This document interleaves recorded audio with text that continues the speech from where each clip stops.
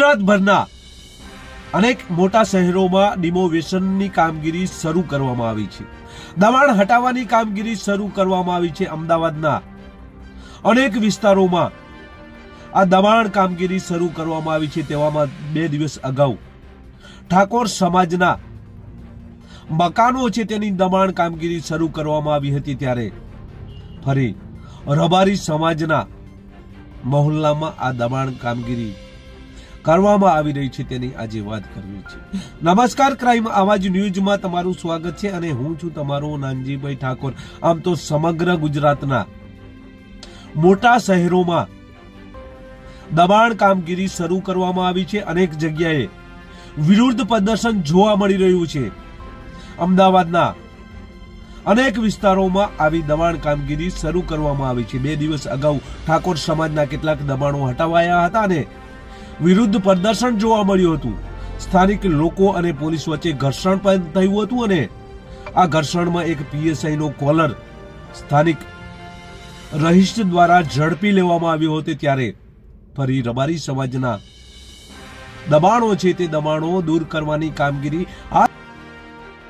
અમદાવાદના આ વિસ્તારમાં જ્યાં દબાણ હટાવવા ગયેલી એએમસીની જે ટીમ છે તે ટીમ અને સ્થાનિક કોંગ્રેસના નેતાઓ છે, લાલજી દેસાઈ છે અને સ્થાનિક રબારી અગ્રણીઓ છે તે અગ્રણીઓ મોટી સંખ્યામાં ઉપસ્થિત રહ્યા હતા અને આ ટીમને કહ્યું હતું કે ભાઈ 2 દિવસમાં તમે નોટિસ આપ્યા બાદ તમે કેવી રીતે આ દબાણ દૂર કરવા માટે આવી શકો. બીજું વધુમાં જણાવ્યું હતું કે કોંગ્રેસ સરકાર દ્વારા આ મકાનો બનાવવા માટેની મંજૂરી જે તે સમયે આપવામાં આવી હતી. ત્યારે આ કેવી રીતે દબાણ હોઈ શકે? ત્યારે આ રબારી સમાજના લોકો અને આ ટીમ વચ્ચે જે વાતચીત થઈ છે તેનો વિડીયો ખૂબ લાંબો છે, પરંતુ આ વિડીયોમાં લાલજી દેસાઈ અને એએમસીના કર્મચારીઓ વચ્ચે જે વાત થઈ છે તેનું આ વિડીયો વાયરલ થયો છે. લાલજી દેસાઈએ આ વિડીયો ફેસબુક ઉપર ચડાવ્યો છે. તો આ પ્રથમ વિડીયો જુઓ. લખ્યું છે કે એક જ દિવસની નોટિસ ઉપર ડિમોલિશન કરવાનું. મોઢું ખોલીને બોલો ને જરા. નહીં મારી જવો, નહીં બીમાર પડો, કઈ નહીં થાય. મોઢું ખોલીને બોલો. કયો એવો કાયદો ગુજરાતમાં કયા જગ્યાએ એવું લખ્યું છે કે એક જ દિવસની નોટિસમાં તમે ઓલરેડી 2018-19 નોટિસ ઇસ્યુ કરેલી? હા, આ રિપીટ નોટિસ આપેલી છે. 2018-19 4 થી 5 વર્ષથી નીચા પણ મારેલા. હા, અને એ લોકોને જાણ પણ કરેલી છે અને 4 થી 5 વર્ષથી એને નિકાલકેશન કરેલું છે. આ રિપીટ બીજી નોટિસ આપીને અત્યારે આની પહેલા છે. મારે એટલું જ કહેવાનું, કોઈ પણ લડાઈ લડવી હોય એના 2 રસ્તા છે. એક કાયદાની લડાઈ લડવાની, બીજી રાજકીય લડાઈ લડવાની. કાયદાની લડાઈમાં આ લોકોએ કાયદામાં કાંડા કાપી કાપીને બધું બાજુ નબળું કરવાનું કામ કરે છે. કે ને 5 વર્ષ પહેલા નોટિસ આપી હતી. બધા ભૂલી જાય, તમે બધું ભૂલી જવાનું. 5 વર્ષ પહેલા નોટિસ કોઈની યાદે ના હોય. પછી રાતે ઊંઘમાંથી વેપાર થઈ ગયો કોમન પ્લોટનો. અહીંના પંચાલ જગદીશભાઈ ધારાસભ્ય, એમના વિશે લોકો વાત કરે છે. સાચું તો બહાર આવશે હમણાં થોડા ટાઈમમાં. પણ ભાજપના આગેવાનોએ 500 કરોડમાં કોમન પ્લોટનો સોદો કર્યો એવી જે ચર્ચા ચાલે છે લોકવાણી, એટલે રાતમાં ડિમોલિશન કરવા આવ્યા છે. અને કેમ સત્તા પાસે શાણપણ ના ચાલે. કોઈકને વધારે તાકાતવર બનાવો ને તો પરિણામ ભોગવવા પડે. કોઈકને વધારે તાકાતવર બનાવો ને પરિણામ ભોગવવા પડે. રાજકીય પક્ષ કોઈ પણ હોય, નેતા કોઈ પણ હોય, એના હાથમાં બહુ તાકાત આપો ને એટલે બેફામ આખલો બની જાય. અને અત્યારના રાજનેતાઓ બેફામ આખલા બની જાય. સાહેબ, એમને પૂછો કે તમે અગાઉ રિઝર્વ પ્લોટ 5 વર્ષ પહેલા ખાલી કર્યા, એ રિઝર્વ પ્લોટનો હેતુ શું હતો અને તમે એનો ઉપયોગ શું કરી રહ્યા છો? તમે અમારા મકાન પાડી દેવાના, ત્યાં કોર્ટ મારીને પાર્કિંગ માટે આપી દેવાના. તમે અમારો હેતુ હતો ને કોમ્યુનિટી હોલ બનાવવાનો, લાઇબ્રેરી બનાવવાનો, એના માટે ત્યાં 2 પાર્કિંગમાં આપી દો છો. તમે હેતુ સિદ્ધ કરો. તમે પાર્કિંગ તમારા રિઝર્વ પ્લોટનું તમે હેતુ ફેર કરો ચાલે. તમે અંબાણીની જગ્યા આપો ચાલે. તમે બિલ્ડરોની જગ્યા આપો ચાલે. હવે રબારી 2 મકાન બનાવે, 2 રૂમ બનાવીને દે તો એ ગેરકાયદેસર? થોડી માનસે તો હોય ને, થોડી માનવતા તો હોય ને.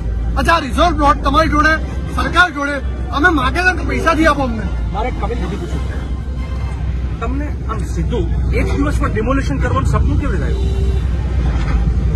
વોટ ઇઝ લોજિક શું છે? સૂચના હતી, બરોબર? તમને ખબર છે કે તમે બહુ અત્યારે બહુ જગી જાઓ, ભાજપના ચમચાગીરી કરો ને તો કાલ સરકાર બદલાઈ જશે, then you will be punished. તમને ખબર છે? and I will make sure that Mr. Anand will be punished, કારણ કે તમે within 1 day 24 કલાકની અંદર તમે કર્યું છે. હું મિત્રો હું ખુદ આ બાબતમાં ધ્યાન રાખવા માંગુ છું. તમે કેટલી જગ્યાએ કાયદેસર ડિમોલિશન અને ગેરકાયદેસર કરો છો. મારી ટીમ રઘુભાઈ એક ટીમ આમની પાછળ લગાવો, આમની પાછળ એક ટીમ લગાવો. I will make sure mister Anand, I will make sure. કારણ કે કયું દબાણ હતું, કોનું દબાણ હતું, તમને ઉપરથી કોનું દબાણ હતું, બોલો પહેલા કોનું દબાણ હતું? કરીશ. તમે ચિઠ્ઠીના ચાકર માત્ર નથી હોતા, એ બી કહું તમને નથી હોતા. મને સરકારી અધિકારી સાથે હું કામ કરું છું ને, આઈએસ આઈપીએસ, તમે તમારી ઓફિસમાં કહી શકો કે આ ગેરકાયદેસર છે, એક દિવસ વાળું. તમે લઈ નહીં આવ્યા, મને મારા બોસ એમ કે તમે જઈને કોઈનું મર્ડર કરી નાખો તો હું ના કરું. મને ખબર છે કે ગેરકાનૂની કહેવાય એમ. એક દિવસમાં મકાન ના પડાય એ તમને ખબર જ છે, પણ કોનો આદેશ હતો તમારી જાણ ઓફિસમાંથી? એટલે કોણ? તમે વિરાટ કરો એનું નામ 5 વર્ષ પહેલા નોટિસ છે એ ગણાય.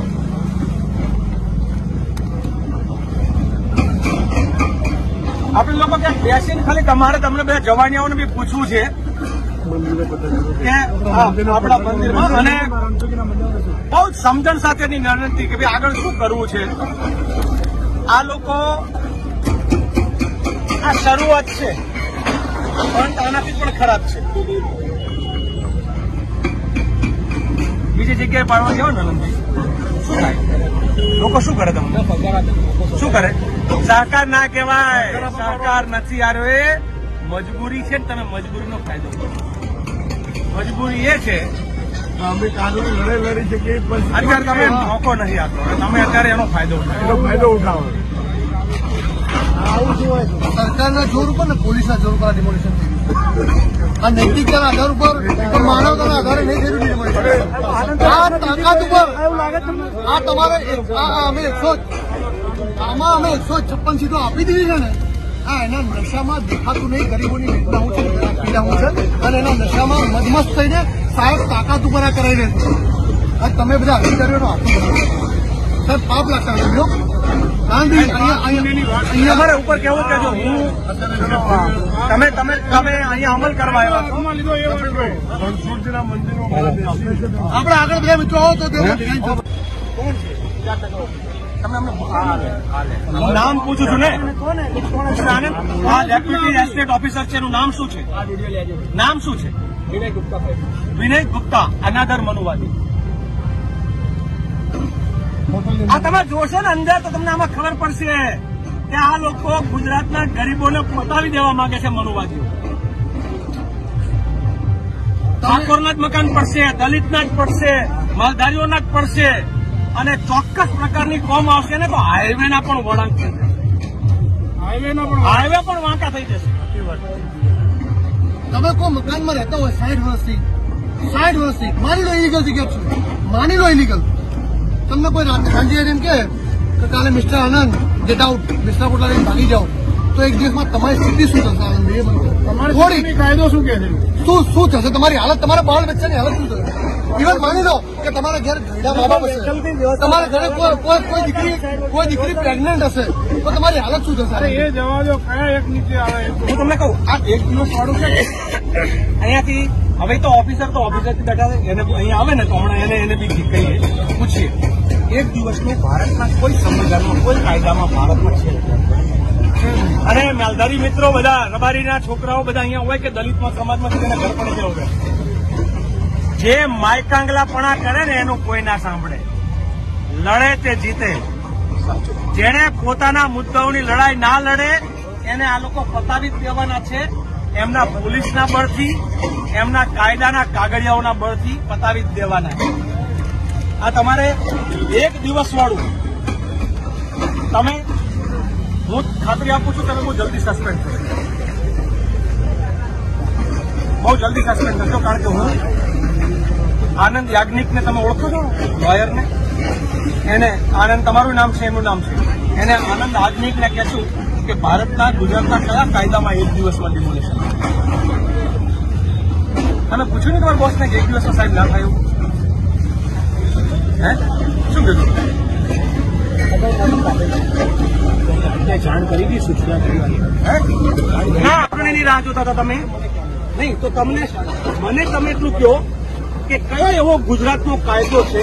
હું આજે જે મારે રાત્રે હું મારા પોતાના વિડીયોના માધ્યમથી બધાનું જે છે કે આમાં આ જમીનોના વેપારમાં ભારતીય જનતા પાર્ટીના આગેવાનો આ વસાહતના જમીનોનો વેપાર કરવા માંગે છે.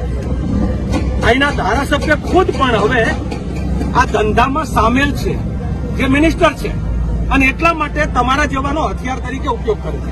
મારે ખાલી જાણવું એ છે કે કયો કાયદો, 500 કરોડનો સોદો, જો લોકો કહે છે 500 કરોડનો સોદો ભારતીય જનતા પાર્ટીના ધારાસભ્ય આ વસાહતના કોમન પ્લોટનો કરી ચૂક્યા છે. અને એ લોકોને જયારે અહીંના ગરીબો, રબારી અને બીજા બધા દલિતો એ કહેવા જાય છે ત્યારે એ એવું કહે છે કે તમારી જમીન બચાવી હોય કોંગ્રેસ વાળાને કયો. સત્તા કોની છે અત્યારે? સત્તા કોની છે? સત્તા ભાજપની છે. સત્તા ભાજપની છે. ચૂંટાઈને ભાજપનું ધારાસભ્ય આવે અને લોકોએ જમીન બચાવવાની વાત આવે ત્યારે એમ કે તમે જઈને કોંગ્રેસ વાળાને કહો. તો તમને શેના માટે? લૂંટણખાના માટે અહીંયા ધારાસભ્ય બનાવ્યા છે? જેમ લૂંટણખાના હોય એમ એમના લૂંટણખાના છે. તમે કાયદાનો ખાલી એક વાક્યમાં બતાવો કઈ જગ્યાએ એવું રેવન્યુ એક્ટમાં 1 દિવસની નોટિસમાં ખાલી કરવાનો એવો કોઈ લાઈન છે એવી? 5 વર્ષ પહેલાની નોટિસ ના ચાલે મિસ્ટર આનંદ. 5 વર્ષ પહેલાની નોટિસ ના ચાલે. મૂર્ખ બનાવવાની વાત ના કરો. મૂર્ખ બનવાની વાત ના કરો. 5 વર્ષ નહીં, આ બીજી નોટિસ 1 દિવસની હોય? 5 વર્ષ પહેલાની નોટિસ અને પછી 1 દિવસની નોટિસ. હું એમ કહું કે 1950માં નોટિસ આપી હતી એટલે એ નોટિસ ચાલે એમ? અને શરમ આવવી જોઈએ. તમે 7 દિવસની નોટિસ આપો તો એ લોકોને ખબર પડે. કાનૂની મદદ લેવી હોય તો 7 દિવસની નોટિસનો નિયમ છે. આ ભારતીય જનતા પાર્ટીના, હું ફરી વખત કહું છું મિત્રો, મારા અગાઉના વિડીયો પણ નડ્યા છે આ લોકોને. મનુવાદી માનસિકતાવાળા અધિકારીઓ જે છે એ પોતે દલિતોના, ઓબીસીઓના મકાન પાડવાનું કાર્ય કરે છે અને આ કાર્ય કરવા માટે આવા જ અધિકારીઓ 1 દિવસની નોટિસ આપે છે. મારે ક્યાં પીઆઈ જીવાડિયાને પણ મારે મળવું હતું કે એમને કીધું તમે આ પોલીસ પ્રોટેક્શન સાથે અહીં આવો છો તો પોલીસ ડિપાર્ટમેન્ટમાં તમારી પાસે એવો કયો કાયદો છે કે તમે 1 જ દિવસની નોટિસ વાળા મકાન પાડવા આવો? સાહેબ એમને પૂછો વ્હીકલની વ્યવસ્થા આપી તમે? આપી ખાલી કરાયા બંધારણમાં છે કે નથી? નથી પાક્કું? ફરી વખત ભાઈ સાંભળજો. 2000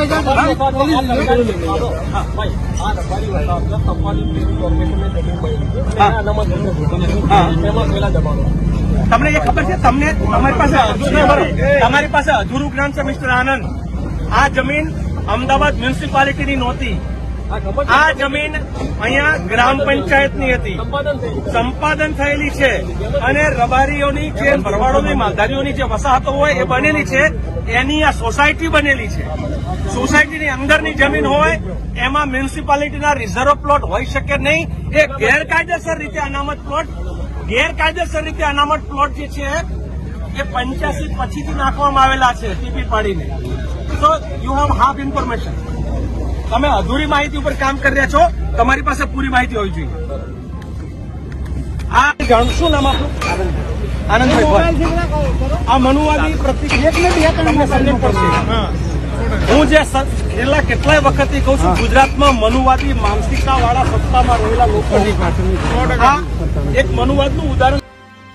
1962માં રબારી સમાજને આ જમીન કોંગ્રેસ સરકાર દ્વારા ફાળવવામાં આવી છે, પરંતુ આ દબાણ હોવાનું રટણ કરી નોટિસો આપી અને જ્યારે આ ટીમ દબાણ હટાવવા માટે આવે છે ત્યારે લાલજી દેસાઈ અને કોંગ્રેસના કેટલાક નેતાઓ આ ટીમ વચ્ચે ઘર્ષણ થાય છે.